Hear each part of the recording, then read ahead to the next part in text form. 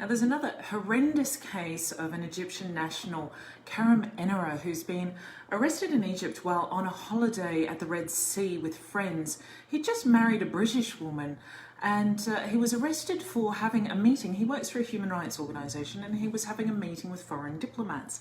Now, anyone who's familiar with Egypt will be probably familiar with the hundreds, if not thousands, of people who have been arrested because of they're journalists or they're bloggers, or they have an oppositional point of view, or perhaps they're seen as dissidents or anti the current government after the coup.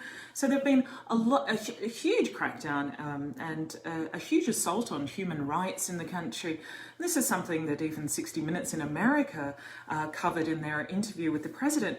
So this is a huge problem. Anyone who's in Egypt and has offended the government in some way, or they've spoken an oppositional point of view, or perhaps they're working for a human rights organisation, as in this case, they could be subject to arrest, prosecution, or simple detainment without charge.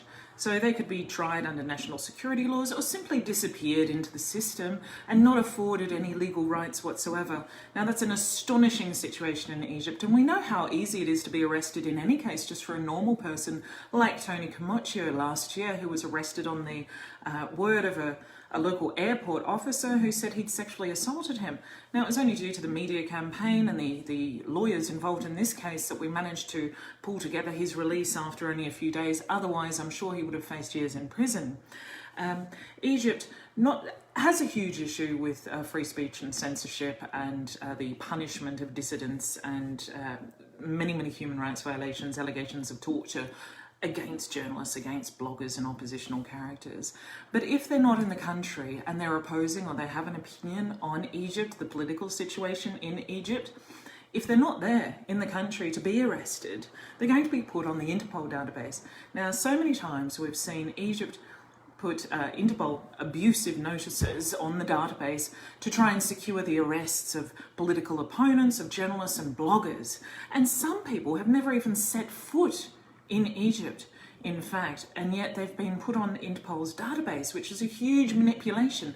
Now they're trying to get bloggers and journalists arrested outside their borders, even if they've never set foot in Egypt.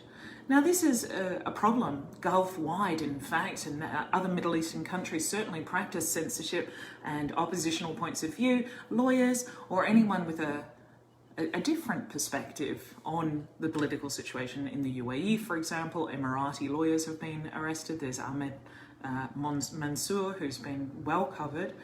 But this issue of free speech and holding back the open and free discussions that are necessary to really evolve as the human race, as countries, without that ability to have open and fair discussions and open debate and exchanging of ideas without fear that one is going to be jailed and tortured or potentially killed in these countries, as we've seen with Khashoggi, as we're all well familiar with his case. But this kind of censorship is obscene and absurd and should in no way be tolerated and should no way be promoted. Egypt has gone crazy doing this, with hundreds, as I said, thousands of people have been targeted by the Egyptian authorities over the past few years. So this is certainly not a country that British nationals should really be doing business with, and that means travelling to or encouraging in any way until that is completely eradicated, because it's absurd. But then, we have to look at it on a wider scale as well. We don't want to criticise these regimes while at the same time we're almost encouraging it to a point in our own countries. We have cancel culture evolving. We have the threats that we're going to be ostracised from the community if we have an oppositional point of view or a different point of view. So that kind of, if people are frightened to share and exchange their ideas in an open manner, whether it's on Twitter, Facebook, or whether it's in the media, then we have a real problem, because we're not going to get that balance and perspective in life that is needed to advance our countries. And this is going to really hinder the way that we go forward. And absolutely, let's look at Egypt, let's look at the Middle East. That's a drastic example of censorship and the elimination of free speech, to the point where you can be tortured for your political points of view. However, in the West, we need to make sure that we don't even get to a percentage of what's happening in the Gulf region. We should be absolutely promoting fair and open debate and discussion and the exchanging of ideas without censorship.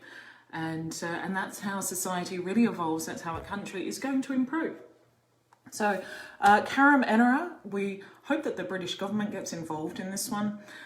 Certainly the wife of Karim is a British national, and she's advocating. He was meeting, in fact, with the British diplomats as part of his human rights endeavours, and certainly Britain has a very good relationship with Egypt and could certainly encourage Egypt to reduce or eliminate at least the frivolity of how they're arresting people in this situation.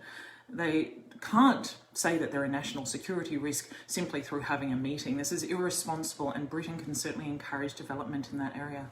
So free speech and anti-censorship.